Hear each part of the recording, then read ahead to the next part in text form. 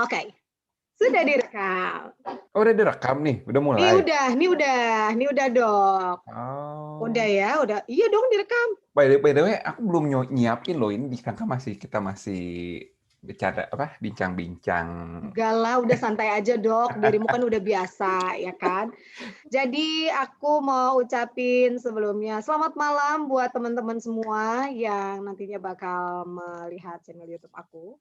Dan mulai per hari ini, per malam ini, aku terima kasih banyak buat teman-teman yang memang sudah tune in dan juga sering kasih motivasi. Ayo dong diaktifin lagi video YouTube-nya.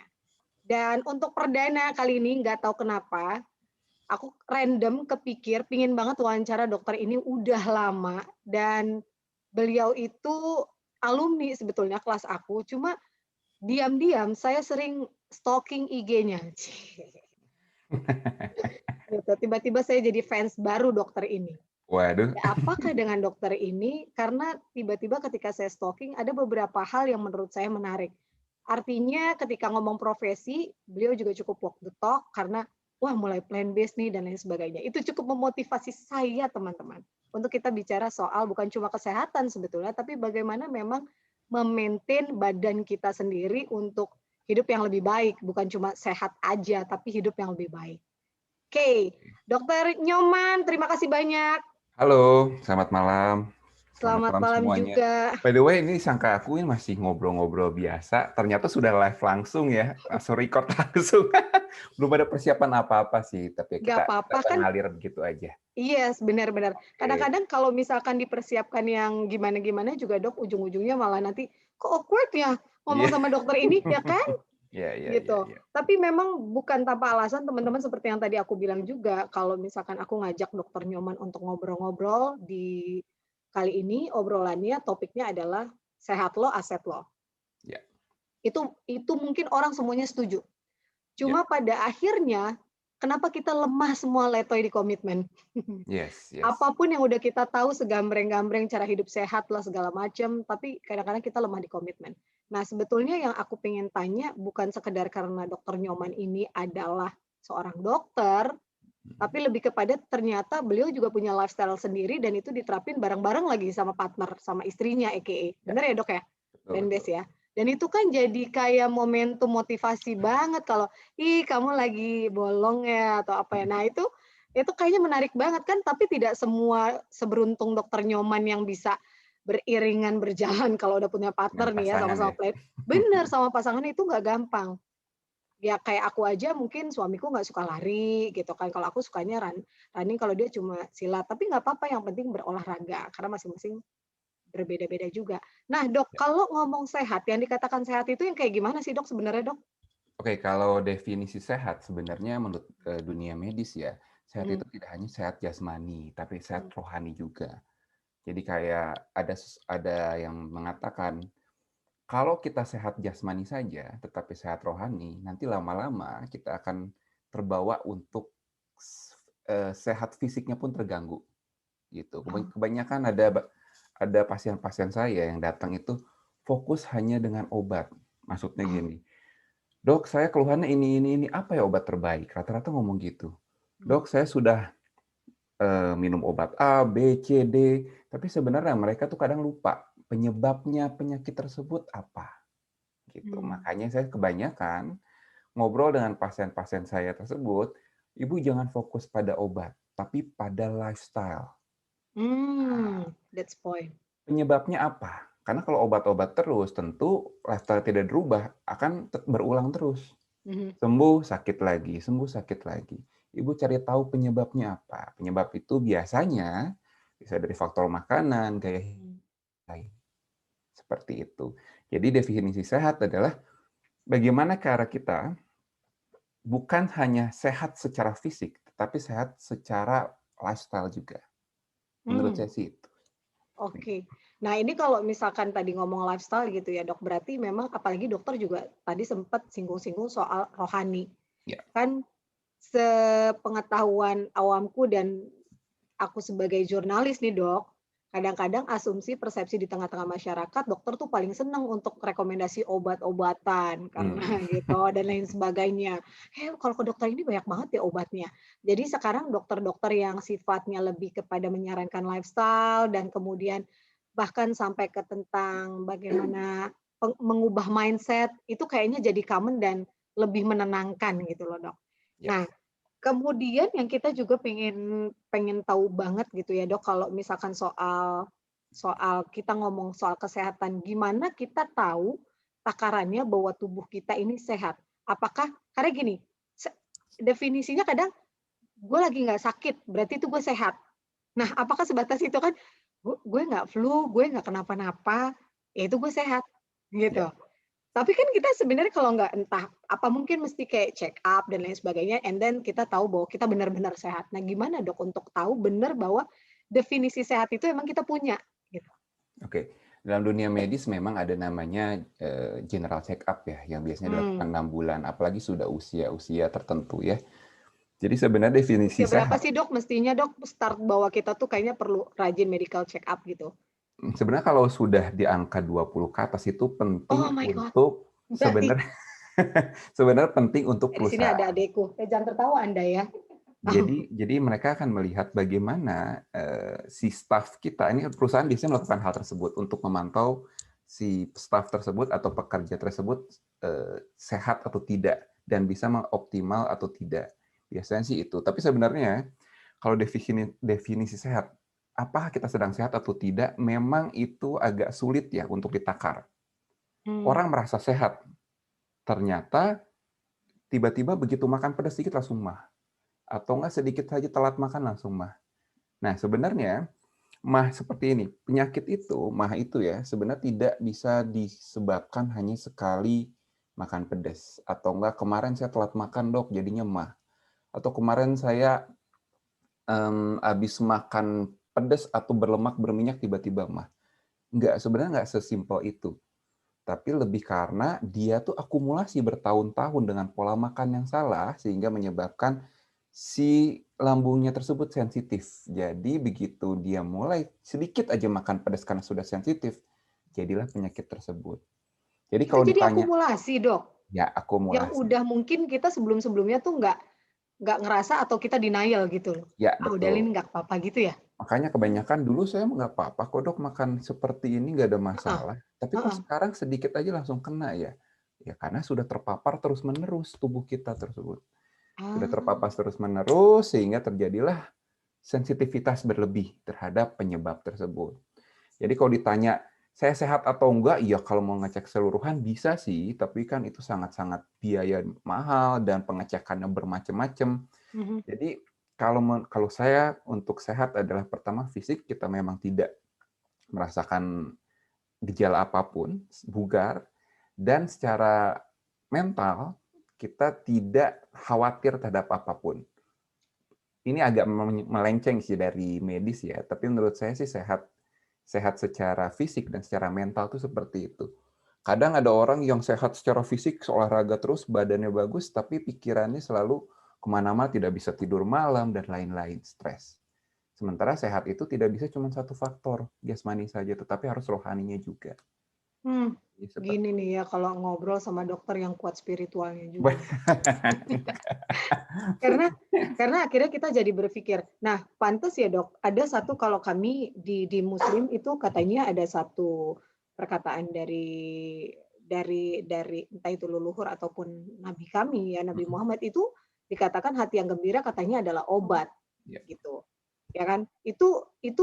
Saya malah jadinya akhirnya meng-highlight begini, ketika dokter katakan bahwa tadi sehat mental itu juga penting, jangan sampai kita olahraga kayak gimana pun, pikiran kemana mana nggak bisa tidur, khawatir dan lain sebagainya, malah ya. nggak bisa, tubuh ini nggak bisa nyaman. Dok, sebetulnya seberapa seberapa berpengaruhnya kesehatan mental kita sama kesehatan fisik kita, Dok? Oke, kalau saya pribadi sih saya termasuk orang yang percaya itu sangat berpengaruh ya. Memang di dalam dunia medis ada beberapa aliran juga, ada yang percaya, ada yang tidak. Tapi secara dunia medis beberapa hal penyakit memang ada yang disebabkan oleh faktor stres, pikiran dan tekanan. Misalnya Hmm. contohnya adalah penyakit MAH. Saat kita stres, tertekan, atau banyak pikiran, itu asam lambung ikut meningkat. Ada Ah, penelitiannya seperti itu. Dan juga seperti penyakit jantung dan lain-lain dapat terpicu saat kita stres dan banyak pikiran. Kenapa? Karena saat kita stres dan banyak pikiran, si pembuluh darah itu ikut menyempit. Ya, pembuluh darah menyempit, baik. sehingga terjadi tekanan darah yang lebih meningkat, dan juga bila ada sumbatan di area tertentu yang sebenarnya tidak 100%, begitu pembuluh darah menyempit, dia akan tersumbat. Terjadilah serangan jantung atau stroke. Ah, Sebenarnya lebih ke arah itu jalannya. Tapi beberapa hal agak sulit untuk dikonektingkan. Nah, secara teori ya. Tapi memang mm, beberapa penelitian ada yang secara langsung dampaknya ada. Tapi contohnya kayak beberapa hal, kanker dan lain-lain terpicu oleh pikiran atau stres yang bertahun-tahun. Itu agak sulit untuk dibuktikan secara medisnya.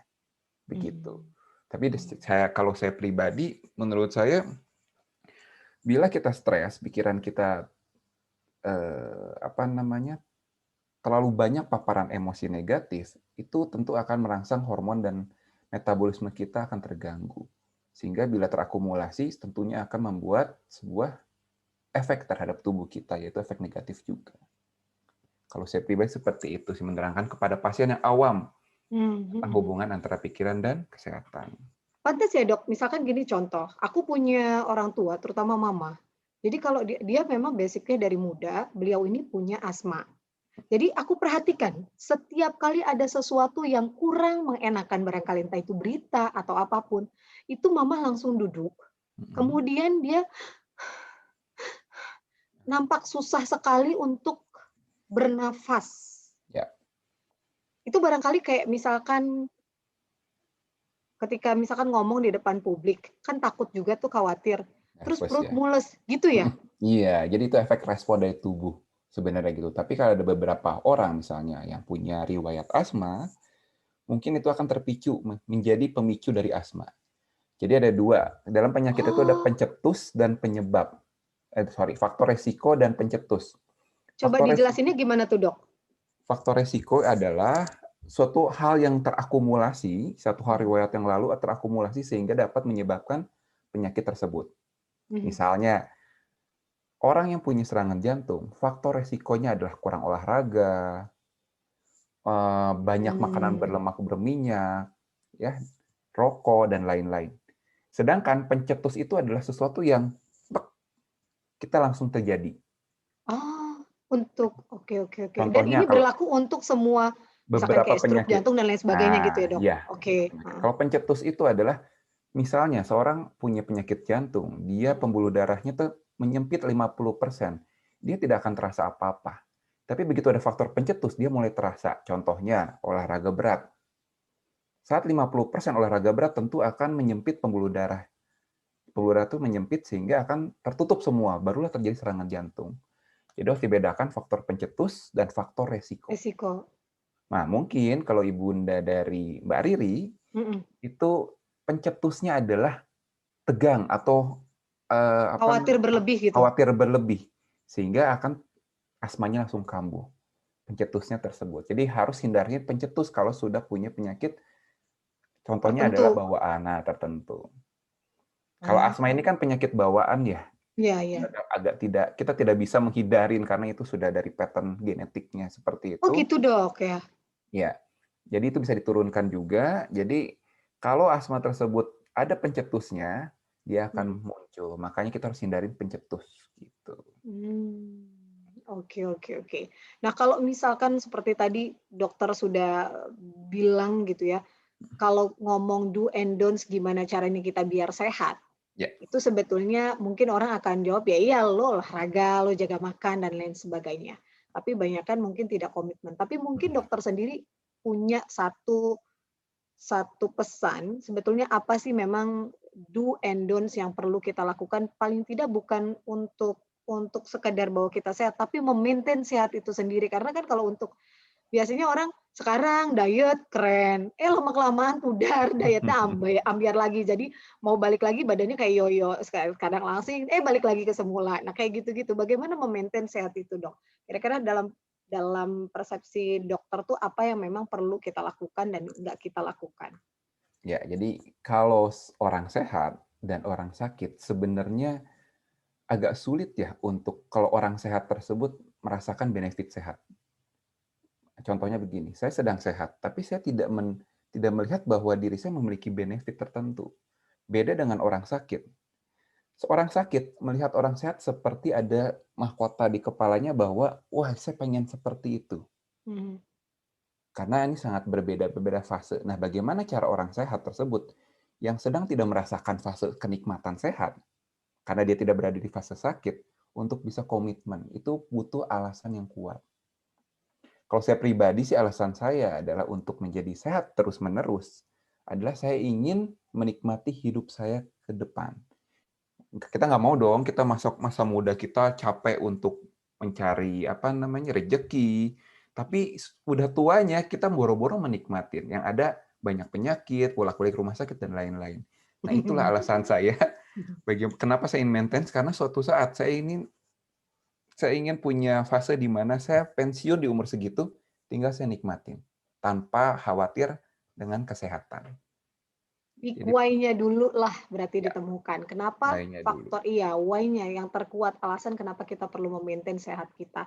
Gitu Ya, ya, Dok, ya? iya. Oke. Nah, kalau misalkan hubungannya dengan pola diet dan lain sebagainya, aku soalnya juga rada tertarik ketika aku melihat stalking "Kece banget sih ini dokter," gitu ya. Cuma maksudnya ketika aku tiba-tiba ngeliat, wah dokter juga plant based nih. Ya, Padahal dan memang itu kan juga cukup lagi happening ya saat ini, yes. plant based itu, bahkan sampai ada filmnya juga di Netflix. Dan ternyata gila The Game keren banget Changer ya gitu. filmnya ya? Kenapa? The Game Changer ya? Iya. Iya iya, saya udah nonton itu sih udah lama. Ih, saya juga Dok, saya juga udah nonton. Jadi Beberapa bulan sebelum saya memutuskan untuk plant-based saya udah nonton itu. Wah, kayaknya menarik nih, gitu. betul betul, dan sebagian orang juga memang ternyata mengubah itu, bahkan atlet juga melakukan itu ternyata Ya, keren juga tuh, malah lebih hasilnya ya. optimal lagi. Tapi Dok, sebelum kita ngomong sampai jauh Mhm. tentang apa sih itu plant based dan lain sebagainya, aku pengen tahu dulu, sebetulnya kalau soal diet, ini kan kadang-kadang orang juga ikut-ikutan Dok. Wah Ya, plant based, semuanya plant based. Bisa jadi mungkin nggak semua diet itu misalkan contoh plant based ini cocok di semua orang untuk menuju goal-nya agar dia lebih sehat dan lain sebagainya. Apakah memang orang tuh perlu adjustment dulu atau mencari tahu diet apa yang cocok buat dia atau bagaimana, Dok? Menurut dokter sendiri? kalau menurut saya pribadi, mmm, itu saya pribadi ya, karena saya Mmm, harus kalau dalam dunia medis itu harus lihat jurnalnya sendiri. mhm Nah, mhm. jadi kalau kita tidak bisa berbicara di luar dari penelitian yang sudah ada, itu opini maksudnya. Nah, kalau Oke, ini mhm, saya berbicara sesuai dengan opini saya sebagai dokter dan oke. pengalaman saya pribadi, kalau orang tersebut tidak memiliki komorbid atau penyakit lain, atau normal-normal saja, menurut saya sih nggak masalah. Jadi any kind of diet Any kind boleh? of diet nggak masalah. Oke. Mhm. Tapi kalau seandainya orang tersebut memiliki riwayat penyakit tertentu, nah ini harus harus konsen. Apakah cocok nggak dietnya untuk penyakit dia? Nah, kebetulan kemarin tuh sebenarnya saya mau disclaimer juga nih. Saya plant based itu dikarenakan sebuah faktor di mana saya lagi program dengan istri. Nah, Oke. bertemu dokter spesialis kandungan dan di Mhm. situ memang ada kasus di mana beliau menyarankan untuk plant based saja. Nah, salah satunya adalah mirip banget dengan The Game Changer, yaitu di Ah, mana situasi saat ini industri makanan itu bukan fokus kepada nutrisi, iya, betul. tetapi kepada industri pemenuhan kebutuhan Rasa. manusia. Nah, Lidah kan? Iya. rasa, lidah, dan lain-lain. Jadi ibarat kalau seandainya ayam itu bertelur itu setahun 4 kali misal ya, Heeh, ini dipaksa untuk sebulan sekali untuk memenuhi kebutuhan telur manusia. tersebut. Nah, Mmm. sama juga sapi gimana supaya dagingnya lebih oke, tahan penyakit dan lain-lain, disuntik segala macam. Itulah yang jadi akumulasi dan kita makan. Jadi Mmm. menurut beliau dan saya yakini juga memang kebanyakan di luar plant-based itu terlalu banyak hal-hal yang bersifat manipulatif secara food industry. Hmm. Itulah yang agak menyebabkan penyakit sekarang banyak. Maksudnya penyakit banyak itu tingkat penyakit non-infeksius meningkat, tingkat infeksius menurun. Contohnya tipes dan lain-lain angkanya nggak separah dulu. Tetapi gula, penyakit darah tinggi, penyakit kanker itu terus meningkat. Karena faktor makanan yang seperti itu. Kalau menurut saya pribadi seperti itu ya. Saya jadi ingat dok pengalaman saya waktu mau berupaya punya anak pertama. Jadi itu kan saya dapetnya itu setelah setahun menikah gitu ya. Cuman kan biasalah orang Indonesia 2 bulan udah menikah belum ada, tanyanya heboh gitu kayak Iya, iya. mama ya Betul. heboh banget kan. Nah, aku jadi ingat pada saat itu udah sekian lama kami tuh biasa-biasa aja, kayak happy ya, terus kemudian sampai ketemu satu orang, kakak kakak senior kami gitu ya, itu dia bilang setelah konsul ke dokter Hembing, katanya kami disarankan, "Udah pokoknya ganti aja perbanyak buah-buahan, sayur-sayuran, nggak perlu yang lain-lain lah," gitu ya, kalau memang nggak perlu-perlu pokoknya hindari aja gitu. Dan kami ikuti itu, nggak lama kemudian sekitar sebulan, itu kami dapat Dok. Saya Yes. tes gitu positif dan mungkin memang ternyata ada yang perlu didetoks dari tubuh kami gitu ya. Ya percis sama benar percis dengan apa yang dokter kandungan tersebut Nah, bilang. Karena saya cocoknya tuh kliknya tuh begitu, oh ini dokter tidak seperti dokter yang lainnya. mhm, Kebanyakan dia bercerita kalau kalau seandainya kamu ke sini dan tujuannya adalah medis doang, pasti akan 3. Pertama obat-obatan saya kasih. mhm, Yang kedua adalah hasil lab, tindakan semuanya. Yang mhm. ketiga operasi. Seperti itu. Jadi dari 3 Kata ini, dokter itu Dok? dokter tersebut bilang Oke seperti itu. oke. Kalau saya pribadi, kata menurut beliau, saya lebih suka untuk kita cari dulu penyebabnya apa. Apa sih yang salah dari pola makan dan lain-lain. Nah, Ah, di situ sih. saya langsung klik, oh ini saya banget nih kalau saya ke pasien. Saya Mhm akan cari mhm. penyebab dulu dibandingkan saya beri obat apapun. Seperti itu. Jadi, begitu pulang dari sana, kita tidak sama sekali diberikan obat satupun. Ah, Jadi kalian udah berubah pola makan, seperti ini pola hidup, olahraga, dan lain-lain, dan memang akan dipantau sama 2 bulan. mhm. Problemnya ini nanti kita akan pantau 2 bulan kemudian apakah berkurang atau tidak. Seperti itu. Gitu. Oke. Jadi ini semakin menarik dan saya pribadi akhirnya jadi makin menguatkan dengan apa yang aku lakukan selama ini gitu loh, Dok. Karena beberapa kali misalkan aku fokus untuk low sugar Mhm. pertama, kemudian juga untuk benar-benar bisa kontrol sayuran jauh lebih banyak daripada daging-dagingan dan lain sebagainya. Bukan nggak suka sih, saya suka banget apalagi kalau misalkan makan kelatak gitu kan. Iya, iya, iya, itu Dan enak banget. enak enak, pasti enak banget gitu kan. Bukannya nggak mau, cuma kayaknya ada beberapa yang memang aku perlu handle dan itu akhirnya mengajarkan untuk kayak pribadi sendiri, ini kebutuhan kamu mau makan atau kamu menghilangkan rasa keinginanmu atas nafsu Yes. itu gitu loh. Iya, iya, Itu iya. itu jadi belajar banget sih Dok, kontrol sampai misalkan soal olahraga aja kan kalau nurutin pengennya mager. Iya.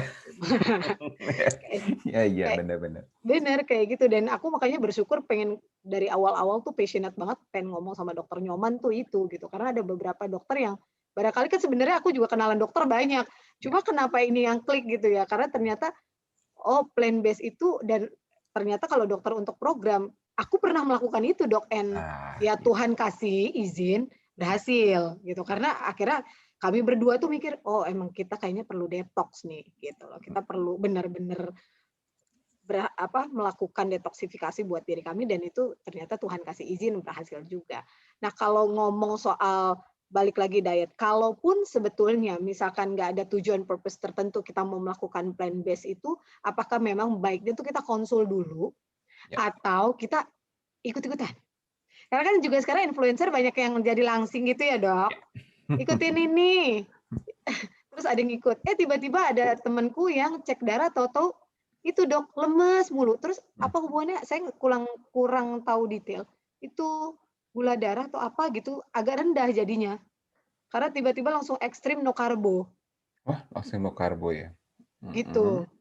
Langsung oke. bener-bener stop nasi sama sekali, terus dia beberapa hari itu kayak orang oleng, Dok. Jadi kayaknya bawaannya mau tidur terus, Dok. Dia Oke yang oke. merasakannya kayak gitu. Nah, baiknya tuh sebenarnya ketika kita memutuskan, kalau tadi dokter kan bilang selama nggak ada keluhan macam-macam ya sah-sah aja coba gitu kan. Ya, Tapi sebetulnya proses baiknya tuh kayak gimana ketika kita memutuskan untuk diet? oke. Pertama kita harus lihat dulu riwayat tubuh kita sendiri, karena siapa yang mengenal tubuh kita adalah Diri diri kita kita sendiri. sendiri. Betul. Pertama kita cek dulu apakah kita ada riwayat yang aneh-aneh nggak? Riwayat penyakit bawaan, riwayat penyakit-penyakit lainnya yang mungkin akan menetap dan ini akan mempersulit nanti proses diet tersebut. Kalau memang tidak ada yang saya clear apapun, tidak ada masalah. Kalau mau ikut diet, jangan langsung 180 derajat berubah. Pelan-pelan dulu deh, gitu. Karena tubuh kita adalah tubuh yang paling gampang beradaptasi, paling jago untuk beradaptasi. Contohnya, kalau kita ngerokok, saya dulu sempat nyobain rokok ya. Saya memang nggak ngerokok karena dari kecil saya nyobain rokok, tiba-tiba batuk dan itu menjadi alam bawah sadar saya negatif. Jadi saya berteman sama siapapun ngerokok, tapi saya nggak ngerokok. Jadi waktu ngerokok, orang ngerokok pertama kali kebanyakan adalah pasti batuk. Itu Hmm, respon tubuh yang menolak. Tapi oke. begitu teman-temannya bilang, wah ayo dong keren, kalau lu ngerokok keren, lu ngerokok cowok banget, dan Iya. lain-lain, itu akan menanam alam bawah sadar kita. Jadi tubuh kita akan mulai merelaksasi tersebut. Jadi dengan adanya Ah, rokok, jadi biasa aja. Seperti itu. Contohnya juga, mungkin kalau kita makan pedas, kepedesan nggak enak, BAB-nya jadi lembek. Tapi lama-lama tubuh kita akan merespon adaptasi. Jadi apapun yang kita masukkan dalam tubuh kita awalnya akan tolak, lama-lama akan menjadi terbiasa. Itu hal-hal buruk ya. Hal-hal baik sama juga. Misalnya kita mau diet detox nih, saya mau no karbo sama sekali. Iya, pelan-pelan. Jangan langsung tiba-tiba dari yang tiap hari karbo, jadi besok langsung no karbo sama sekali. Ya kan kaget pasti. Gitu. Ya, jadi saking pelan-pelan, stres, Dok, soalnya ketika nimbang pagi. Jadi saya bilang, sampai saya sarankan gini, coba lu jauh-jauhin tuh timbangan dari kamar lo gitu.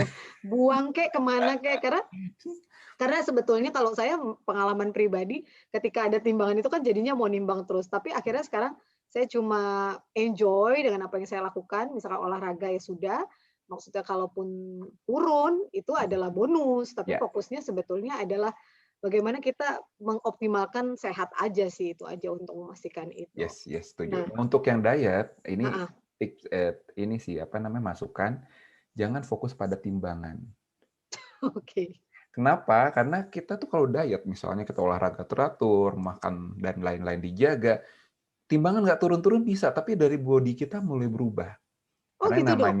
yang namanya otot sebesar ini, nggak kelihatan ya tangan saya, otot Mhm. sebesar buah kiwi dengan lemak sebesar melon itu nggak jauh beda loh beratnya. Jadi Apa gimana? Kiwi yang gimana, Dok, tadi? misalnya otot sebesar buah kiwi Oke, dengan lemak sebesar buah melon, melon heeh. itu beratnya hampir sama. Oke. Jadi kalau seandainya fokus sama timbangan, kok kita nggak turun-turun ya? Padahal di situ di tubuh kita lemaknya sudah berkurang, otot kita makin bertambah. Kita semakin bugar.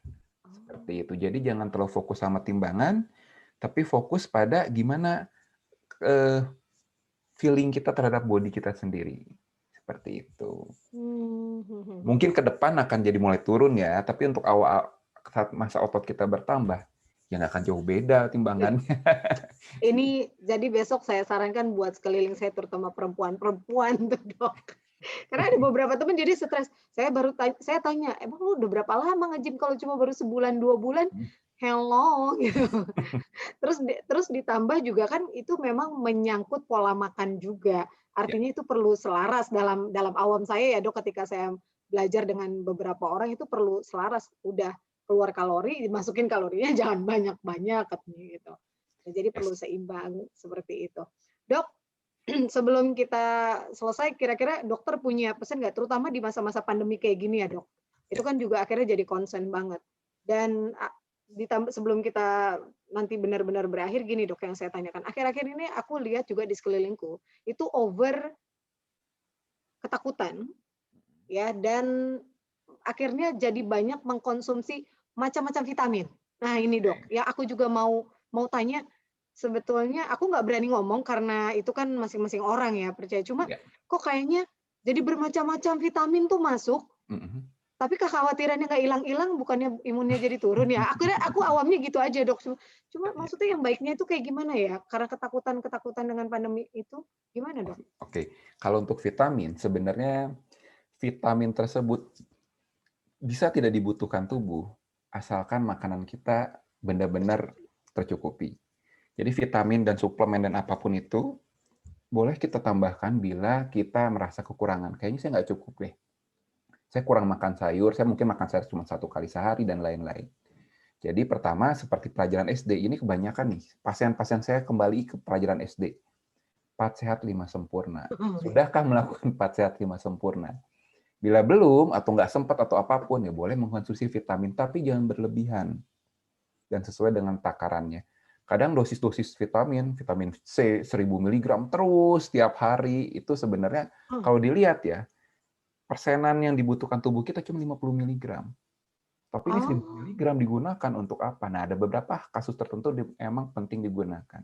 Contohnya saat dia sudah terkena COVID positif, memang vitamin C 2 kali 500 mg dibutuhkan tubuh. jadi Nah, 2 kali lipat gitu ya Dok? ya, Hmm. 10 kali lipat malah, 50, 10 kali 500 lipat. mg. Iya. Jadi 50. sebenarnya hal-hal vitamin tersebut dipakai saat masa-masa tertentu. Hmm. Gitu. Saat kondisi kita sedang normal dan sehat-sehat saja, menurut kita sedang fit, ya cukup 4 sehat 5 sempurna. Kalau merasa kita kurang dari makanan, boleh mengkonsumsi vitamin. Yang penting mental kita, pikiran kita harus benar-benar jauh dari khawatir. Karena namanya khawatir itu akan benar mengurangi sistem imun, menurunkan sistem imun, cemas berlebihan, dan lain-lain. Seperti itu. Jadi saran saya di masa pandemi seperti ini, jangan, tidak usah khawatir berlebih. Toh sebenarnya kalau menurut saya, kita kena COVID atau tidak itu hanya pasti masih ada persentasenya, dan hanya keberuntungan aja kita belum kena COVID. Karena di mana-mana kena COVID loh. Kemarin saya pusing tuh seminggu 2 minggu sebelumnya, staf saya satu persatu kena COVID. Padahal dokternya enggak. Dokter kan yang paling sering terpapar sama pasien. Iya iya, betul betul, Dok. Tapi ini staf seperti marketing yang nggak kena, marketingnya marketing, oh nggak ini ya, nggak ketemu Nggak pasien, berhubungan lah langsung nggak sama pasien, berhubungan. heeh. Tapi dia yang kena, farmasi, farmasi sih memang, tapi kontaknya sedikit sekali dibanding dokter, kena, dan lain-lain. Ini yang satu berguguran dan lain-lain. Ini Oh, agak-agak saya kemarin hektik itu ngurusin itu sih. oh. Tapi pada Saya juga intinya, heeh, gimana, Dok, pada pada intinya? intinya sih, menurut saya pribadi, kita belum kena tuh karena keberuntungan aja. Pasti ada kemungkinan change tetap kena. Kita tetap berbelanja dari uang dan lain-lain, tetap ada. Walaupun kita hand sanitizer dan lain-lain, pasti ada change-nya doang. Jadi, menurut saya, kita boleh menjaga, tapi jangan khawatir berlebih. Gitu. Oke. Kalau memang Dok, sudah mungkin nggak terkena, sih, gimana? karena ada temenku yang gini, dia agak bingung ketika karena beliau mau keluar negeri karena sekolah harus balik gitu ya, kemudian tes apa, antigen, swab Ya, itu teman-temannya kena, jadi dia bingung gini, "Kok aku habis berhubungan sama itu orang, kenapa dia kena aku enggak?" Gitu. Namun kemudian dia ikut tes apa gitu, Dok, akhirnya baru ketahuan bahwa sebetulnya dia pernah kena Covid, cuma dia nggak berasa yang oh, gimana-gimana, kayak macam orang OTG kan. ya. Nah, itu sebetulnya tes apa itu, Dok, dan kenapa kita bisa begitu? Bisa kayak Mungkin orang ya. dia biasa aja, nggak gimana-gimana gitu. Kan jadi Oke. kayak orang parno juga, Dok, takutnya jadi carrier buat yang lain kan, Ya, kayak ya. gitu. Nah Gimana itu. tuh, Dok? Jadi kembali lagi ke main cerita, staf saya satunya OTG, dia tidak Mmm, merasakan apapun, mmm. ya biar bekerja biasa, tapi tiba-tiba temannya sakit. Begitu di swab rutin ada positif, beberapa hari kemudian teman partnernya sakit. Jadi OTG itu mungkin mungkin saja terjadi bila respon tubuh kita bagus, imunnya bagus, dan lain-lain. Jadi penyakit masuk, tetapi dia tidak terasa apapun. Dan memang dia menularkan juga kepada orang lain. Nah, ini kita tidak bisa salahkan ya. Kita tidak bisa tahu gimana Iya, orang tersebut, kok saya nggak kenapa-napa, kok bisa menularkan. Itu tidak bisa kita salahkan. Tapi stres juga ya, iya, "Gue nggak berasa apa-apa, kenapa lo salahin gue?" Gitu.